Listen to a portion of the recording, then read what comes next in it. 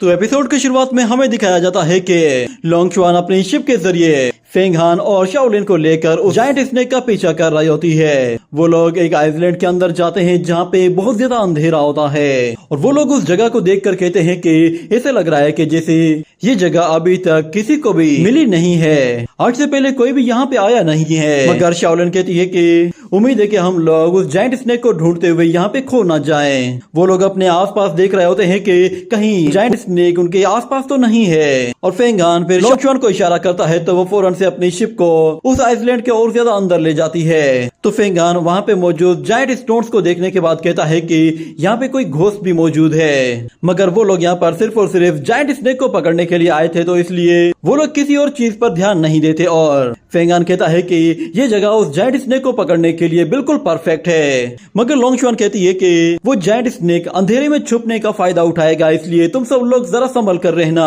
इतने में हम देखते हैं कि वो जायंट स्नेक पानी के अंदर से मूव कर रहा होता है और वहीं पे ही उस स्नेक की पावर को सेंस करते हुए एक पैटर्न एक्टिवेट हो जाता है जो कि उस जायंट स्नेक के साथ साथ आगे बढ़ता जाता है और हमें दिखाया जाता है कि वहाँ पर एक इविल मास्क होता है जो कि उस स्नेक की एनर्जी को फील करते ही एक्टिवेट हो जाता है। और दूसरी तरफ वो लोग अपने आसपास देख रहे होते हैं, उन्हें अभी तक वो जायंट स्नेक कहीं दिखाई नहीं दिया था।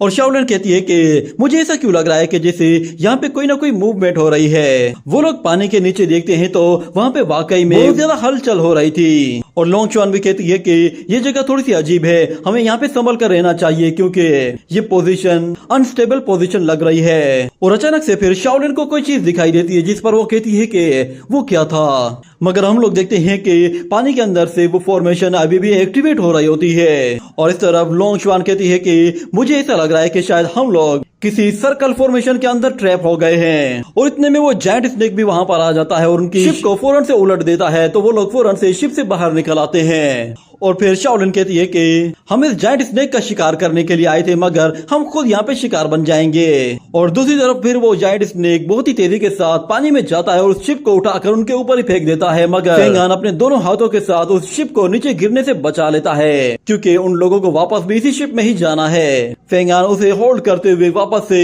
लोंगचुआन की तरफ थ्रो करता है तो लोंगचुआन उस शिप को पकड़कर वापस ऊपर की तरफ उछालती है, जिसकी वजह से वो शिप एक सेफ जगह की तरफ चली जाती है। और वो जायंट स्नेक फेंग हान पर जैसे ही हमला करने के लिए आता है तो वो उसे डॉज कर लेता है, मगर दूसरी तरफ से शाओलिन होंगवी सोर्ड लेके उस जायंट स्नेक पर हमला करने के लिए आती है। मौका मिलते ही सोर्ड उस जायंट स्नेक के सिर में घुसा देती है, जिसकी वजह से उसे बहुत ज्यादा तकलीफ होती है और वो झटपटाने की कोशिश करता है, मगर होंगवी उसके सिर से नहीं हटती। और इसी बीच में फिर फेंग हान भी अपनी नीडल टेक्निक का इस्तेमाल करते हुए उस जायंट स्नेक पर हमला करता है। ये देखकर वो जायंट स्नेक फिर वहां से भागने की कोशिश करता है तो अचानक वो एक जायंट स्टोन से टकरा कर वापस पीछे पलट आता है। और वो लोग देखते हैं कि वो जायंट स्टोन जो कि उस स्नेक से टकराया था उसके ऊपर एक फॉर्मेशन बनी हुई होती है और वहां पर फिर एक के बाद एक बहुत बड़े बड़े जायंट स्टोन बाहर आ जाते हैं जो कि क्यूबिक शेप में होते हैं और उनके ऊपर एक फॉर्मेशन बनी हुई होती है।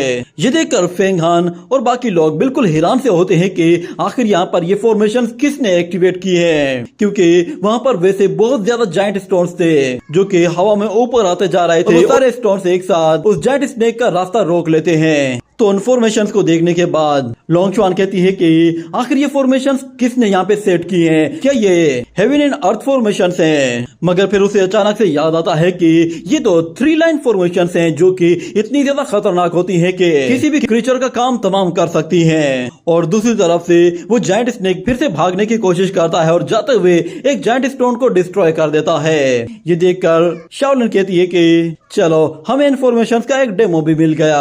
और इस तरफ हमें दिखाया जाता है कि एक जायंट स्टोन को डिस्ट्रॉय करने के बाद वो जायंट स्नेक एक दूसरे स्टोन में फंस जाता है और देखते ही देखते वो टूटा हुआ जायंट स्टोन फिर से पहले की तरह जुड़ते हुए नॉर्मल हो जाता है और उसके अंदर फिर वही फॉर्मेशन एक्टिवेट हो जाती है।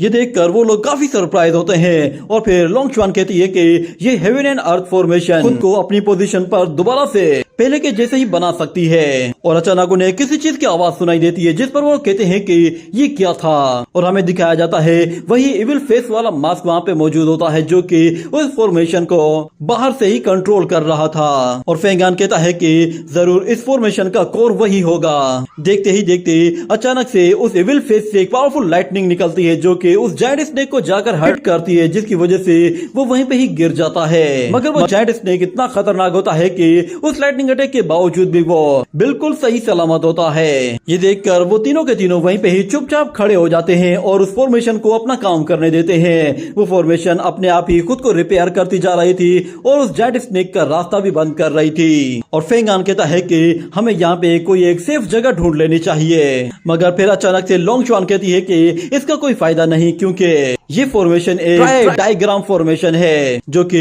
ऑटोमेटिकली अपने आप ही चेंज होती जाएगी। और फिर फेंग आन उस जायंट स्नेक को देखने के लिए आगे जाता है और फिर वो लोग कहते हैं कि हम लोग वैसे भी अब इस बैटल का हिस्सा बन चुके हैं, क्यों ना हम लोग अपनी स्ट्रेंथ को थोड़ा सा प्रिजर्व कर लें और इस फॉर्मेशन को इसका काम करने देते हैं। जैसे ही ये फॉर्मेशन इसे पूरी तरह से ट्रैप कर लेगी और ये जायंट स्नेक बिल्कुल भी हिल नहीं पाएगा, तब हम लोग इस पर हमला करेंगे। ये सुनकर लोंग चुआन भी कहती है कि हाँ, ये एक अच्छा आइडिया है। और दूसरी तरफ हम देखते हैं कि वो जायंट स्टोन्स अचानक से चेंज होते जा रहे होते हैं। ये देखकर लोंग चुआन कहती है कि ऐसा लग रहा है कि जैसे इन स्टोन्स के ऊपर जो फॉर्मेशन बनी हुई है ये एक 5 एलिमेंट फॉर्मेशन है। ये इस हेक्साग्राम की पोजीशन को चेंज करके इससे डिफरेंट अटैक करवा सकती है और मेरे ख्याल से हम लोगों को यहीं पे ही स्टे करना चाहिए, ये जगह सबसे ज्यादा सिक्योर है। तो फेंग आन कहता है कि हाँ, इस तरह हम लोगों के लिए उस जायंट स्नेक को पकड़ना और भी आसान हो जाएगा। ये कहते ही वो इस स्नेक के पीछे चला जाता है, जिस पर शाओलिन कहती है कि आखिर तुम चाहते क्या हो, तुम उसके पीछे क्यों जा रहे हो। तो फेंग आन कहता है कि मैं इसकी अट्रैक्शन अपनी तरफ करना चाहता हूँ। और वो जायंट स्नेक फेंग आन को देखता है तो वो दोबारा से उस पर हमला करने के लिए आता है। अगर फेंग आन उसे सीधा उस इविल फेस की तरफ लेकर जाने की कोशिश करता है, क्योंकि उस तरफ वो फॉर्मेशन सबसे ज्यादा स्ट्रॉन्ग होती है। और हमें दिखाया जाता है कि अचानक से वो इविल फेस अपनी पावर्स को चेंज करता है और उस जायंट स्नेक के ऊपर एक आइस एनर्जी अटैक कर देता है। उस अटैक को देखकर वो लोग भी बिल्कुल हैरान हो जाते हैं और कहते हैं कि ये अटैक काफी अच्छा था। मगर लोंग चुआन कहती है कि इस जायंट स्नेक को अभी भी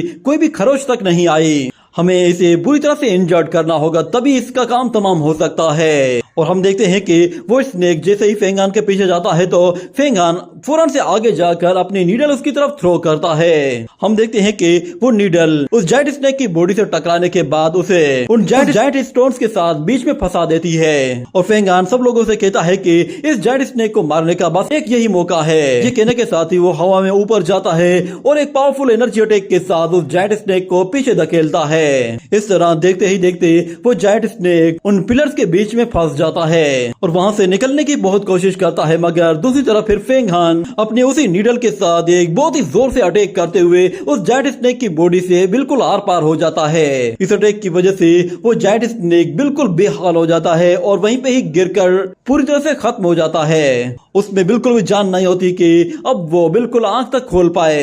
ये देखकर लोंग चुआन कहती है कि फेंग आन, तुमने काफी अच्छा अटैक किया है, तुम्हारी स्ट्रेटेजी भी सच में लाजवाब थी। मगर फेंग आन कहता है कि ये फॉर्मेशन इतनी ज्यादा स्ट्रॉन्ग है कि ये जायंट स्नेक भी इसे नहीं तोड़ पा रहा। मुझे ऐसा क्यों लग रहा है कि जैसे हम लोग भी यहाँ से बाहर नहीं निकल सकते। वो देखता है वहाँ पर हर तरफ जायंट स्टोन्स हैं और वो लोग उसके बिल्कुल सेंटर में आ पहुंचे हैं, जिसके साथ ही ये सीन यहीं पे ही कट हो जाता है। अगले सीन में हमें एक और बंदे को दिखाया जाता है जो कि एक बोट के जरिए नेवर स्लीप आइसलैंड में आता है। वहाँ पे आते ही उस आइसलैंड का मास्टर उसे वेलकम करता है। मगर हम लोग देखते हैं कि मिस्टर हुआ जैन वो काफी बीमार होता है और आइसलैंड का मास्टर उसके पास आकर कहता है कि मिस्टर हुआ, आप थोड़ा सा लेट आए हैं, मगर अभी भी देर नहीं हुई है। हम लोगों ने सेरेमनी बस अभी शुरू की है। हम लोग इस सेरेमनी में आपको बहुत ज्यादा मिस कर रहे थे। और दूसरी तरफ हमें दिखाया जाता है शाओशी और किंग वी को, जो कि ऊपर से खड़े होकर उस बंदे को देख रहे होते हैं। और फिर किंग भी कहती है कि तुम्हारे फादर ने ये सारी की सारी तैयारियां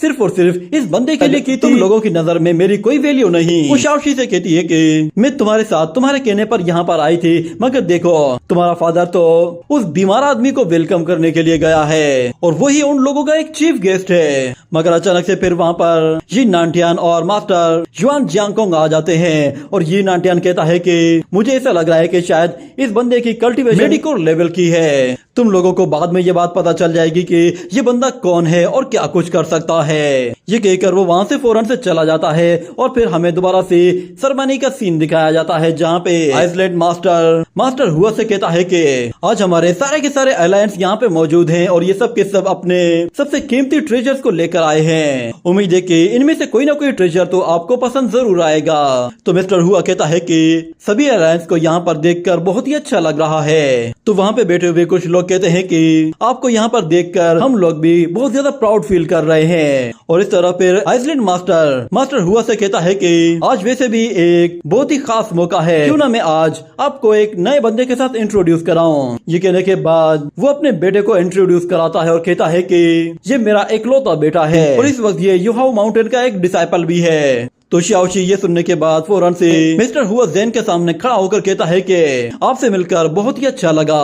तो शाओशी को देखकर मिस्टर हुआ कहता है कि ये लड़का सच में काफी टैलेंटेड है। मगर इतने में फिर मास्टर युआन जियांगकोंग कहता है कि हमारा सेक्ट यहाँ से ज्यादा दूर नहीं है, आप अगर कभी आना चाहें तो आप वहाँ पर आकर विजिट कर सकते हैं। और फिर हमें दिखाया जाता है वो मोटा फौरन से खड़ा हो जाता है और कहता है कि लगता है कि शायद यहाँ पे कोई मुझे इंट्रोड्यूस नहीं करने वाला, इसीलिए खुद मैं अपना इंट्रोडक्शन करा देता हूँ। वो मास्टर हुआ से कहता है कि मेरा नाम जाओ है, मैंने आपकी बीमारी के बारे में काफी दिन से सुन रखा है। ये सुनते ही आइसलैंड मास्टर कहता है कि आखिर तुम चाहते क्या हो। मगर दूसरी तरफ जाओ फौरन से एक बॉक्स निकालकर उसके सामने ले आता है और मिस्टर हुआ से कहता है कि साउथ चाइना सी में मैं बहुत ज्यादा फेमस हूँ और मेरे पास ये बहुत ही कीमती ट्रेजर्स भी हैं। आज मैं आपसे मिला इसलिए मैं बहुत ही ज्यादा प्राउड फील कर रहा हूँ और आज मैं अपने ये ट्रेजर आपको गिफ्ट के तौर पर देना चाहता हूँ। उम्मीद है कि मेरे ये ट्रेजर आपकी बीमारी को हील करने के लिए काम आएंगे। ये सुनकर मिस्टर हुआ कहता है कि आपका बहुत बहुत शुक्रिया कि आपने मेरी तारीफ की और मुझे इतना अच्छा तोहफा दिया, पर मैं आपको बताना चाहता हूँ कि मेरी ये बीमारी मेरी जान ले रही है। मैं आपके ट्रेजर्स की बेइज्जती नहीं करना चाहता, ये वाकई में काफी कीमती और रेयर ट्रेजर्स हैं, मगर मुझे नहीं लगता कि इनमें से कोई भी ट्रेजर मेरी इस बीमारी को हील कर सकता है, इसीलिए प्लीज आप ये ट्रेजर्स वापस रख लीजिए। मगर जाओ कहता है कि मेरी तरफ से ये एक्सेप्ट कर लीजिए।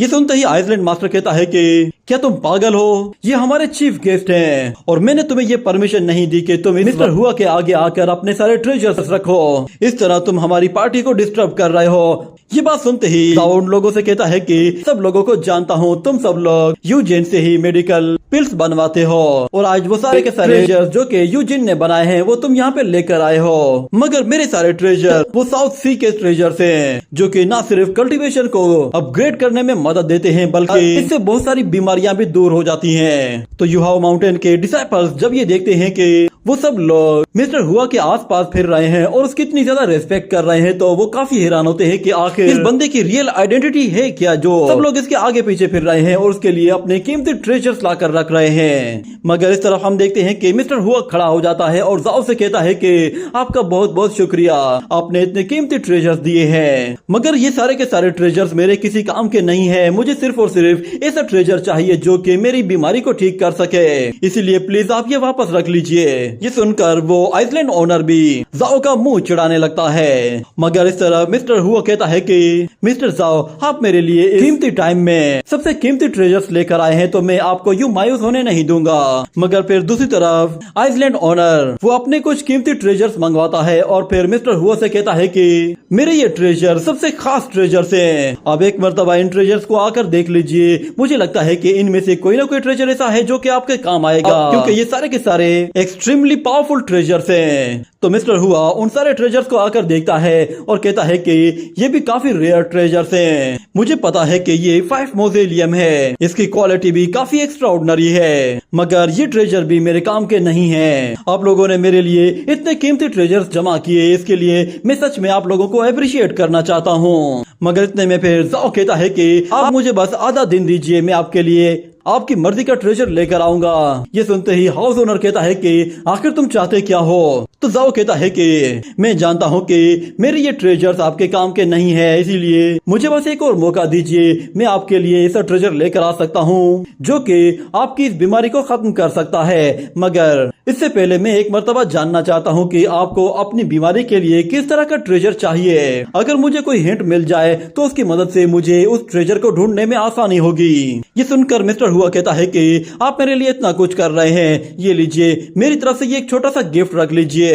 वो उसे अपनी पर्सनली रिफाइन की हुई पिल्स देता है और उन लोगों को अपना वो ट्रेजर दिखाता है जो कि उसे चाहिए। उसे दिखाते हुए वो कहता है कि इस ट्रेजर को वुड मुंडान कहते हैं, सिर्फ यही एक ऐसी मेडिसिनल हर्ब है जो कि मेरी जान बचा सकती है। तो जाओ कहता है कि क्या आप मुझे वो ट्रेजर दिखा सकते हैं? तो मिस्टर हुआ उसे वो ट्रेजर दिखाता है और उसे देखने के बाद साओ भी हैरान हो जाता है और मिस्टर हुआ कहता है कि क्या आप लोगों ने इस तरह की कोई भी चीज देखी है? तो जाओ कहता है कि मैंने अपनी पूरी लाइफ में इस तरह की चीज नहीं देखी जिसका कोई ओरा ही नहीं है। आखिर इसे मेडिसिन के काम के लिए कैसे यूज किया जा सकता है? तो मिस्टर हुआ कहता है कि मैं कोई एल्केमिस्ट नहीं हूँ, ये तो कोई एल्केमिस्ट ही बता सकता है कि इसे मेडिसिन बनाकर कैसे यूज किया जा सकता है। तो मिस्टर हुआ कहता है कि मेरी लाइफ अब इस छोटे से लकड़ी के टुकड़े के ऊपर डिपेंड कर रही है। ये कहने के बाद अचानक वो खांसते हुए नीचे गिर जाता है, जिसकी वजह से सब लोग उसके पास आ जाते हैं और उसे उठाते हुए कहते हैं कि सीनियर आप ठीक तो है ना? और दूसरी तरफ हम लोग जाओ को देखते हैं, वो फौरन से वहाँ से बाहर निकल जाता है और इस तरफ मिस्टर हुआ वो भी जाओ को देखता है कि वो बाहर चला गया है। बाहर जाने के बाद मिस्टर जुओ पीछे मुड़कर देख रहा होता है कि कोई उस पर नजर तो नहीं रख रहा। और उस पहाड़ के किनारे पे आने के बाद वो एक स्पेल बाहर निकालता है और उसे जैसे ही एक्टिवेट करता है तो वो फौरन से उस पहाड़ से नीचे कूद जाता है और हमें दिखाया जाता है उस पहाड़ के नीचे से एक गोल्डन कोल्ड्रॉन बाहर निकलता है जो कि उड़ते हुए वहां से दूर चला जाता है। और उसी के साथ ही ये एपिसोड भी यहीं पे ही एंड हो जाता है।